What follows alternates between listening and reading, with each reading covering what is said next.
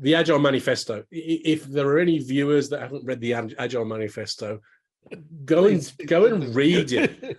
It's five principles and 12 practices.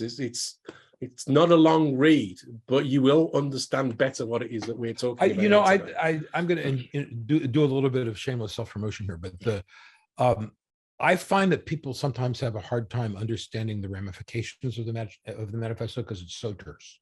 Yes. So I put together this list of heuristics, like I think there's 27 of them or something, that basically covers the same ground, but it's a little bit more specific about device. And I think that might be useful to people too. It's at holub.com/HEU, the first 3 letters of the word heuristics. We'll put a link in the description. Yeah. So, but there's nothing in that list which is not also in the Agile Manifesto. Yeah. But it's just presented in a different way, so you can get a somewhat different perspective on it. Because people look at the manifesto and they don't see the ramifications. They say, well, it doesn't say this explicitly, therefore it's not agile. When in fact, but if you don't do this other thing, you can't do the thing that's in the manifesto. So we talk about sustainable pace, for example, in the manifesto. Well, how do you get that? Yes.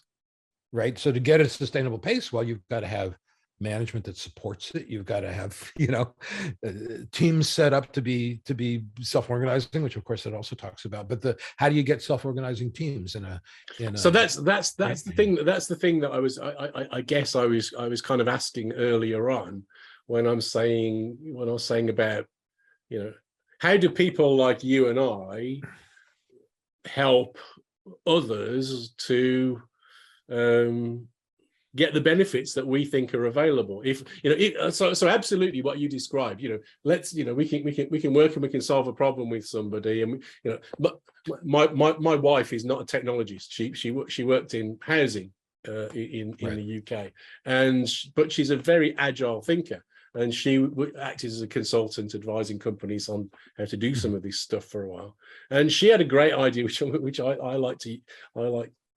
I nicked from her, which is what can we do today that we can measure the impact of next week?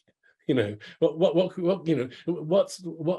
the small change that we can make and figure out whether that's moving us closer to where we want to be or further away. A little bit like the Mike Rother stuff that you were talking about. Again, that's sort of the Rother improvement. It is, yeah. Approach, right? And again, link in the description, Toyota Carter. We'll put that there as well.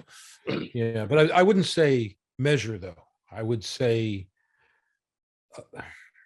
you need an indicator, but that's not necessarily a measurement. I'm nervous about the word measurement. Yeah, I'm happy to concede that I'm talking loosely. So gathering feedback and interpreting the feedback is what I mean by measurement. It doesn't have to be quantitative. Because the indicator could be people are happier. Well, how do you measure happiness, right? You can't measure happiness. Yeah. And we're producing more value. How do you can't measure value. It's things like Net Promoter Score. There's been volumes written on what's wrong with Net Promoter Score. It doesn't work, right? And it's just not measurable. So engineers drop into numbers much too quickly, and they put much too much emphasis on them. If I hear the word data-driven applied to running a software organization one more time, I'm going to pull my hair out or something. Is that no, we're not data-driven. And we found another thing to disagree on. Okay, because look at if often data-driven means A/B testing.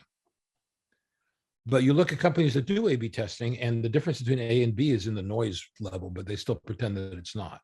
Yeah. Right. I want to see a 100% improvement in B, not a 1% improvement.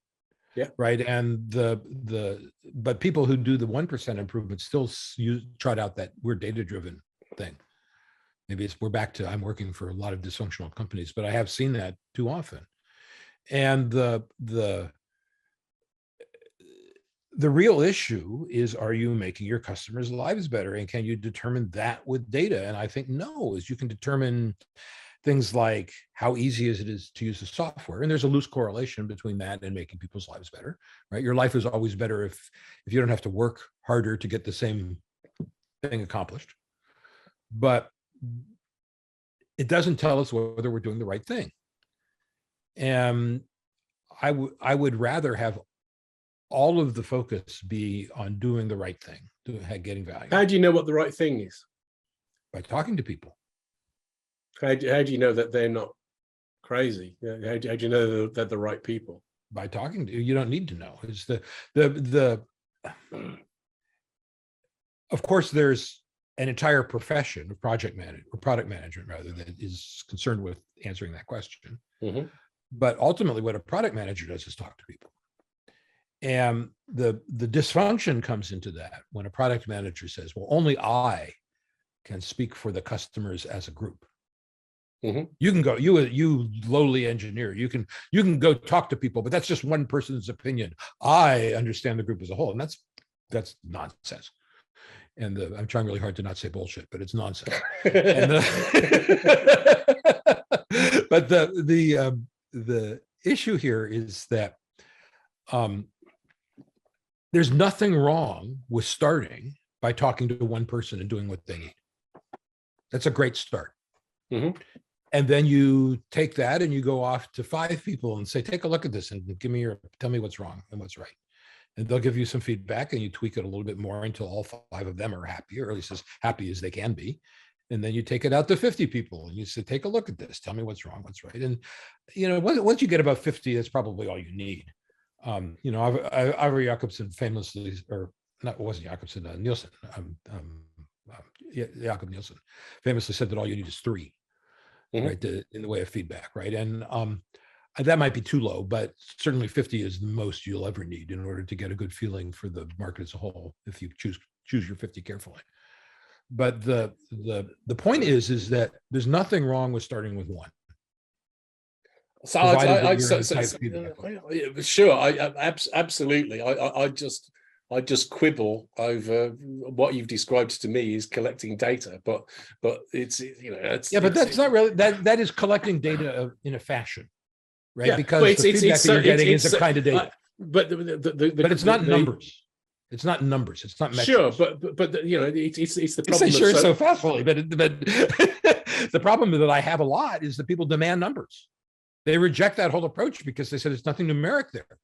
I don't think that's the same. I don't think that's necessarily the same as data driven. The advantage of numbers is you can start playing statistical games with them. But as you pointed out quite correctly, you've got to be fairly sophisticated in the way of your thinking and organizing that. I think one of the things that I'm coming to is that